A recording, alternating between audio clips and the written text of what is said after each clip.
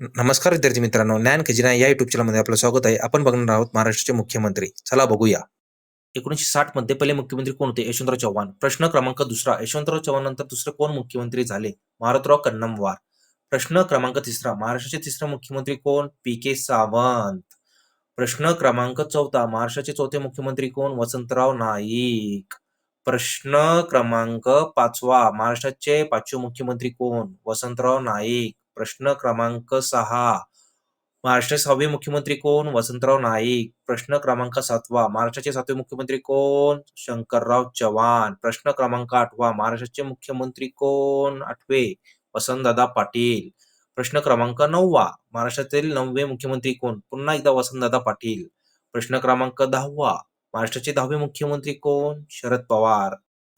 पुढचा भाग आपण लवकर घेऊन येणार आहोत. तोपर्यंत लाईक करा, सबस्क्राईब करा, फॉलो करा आणि शेअर करा.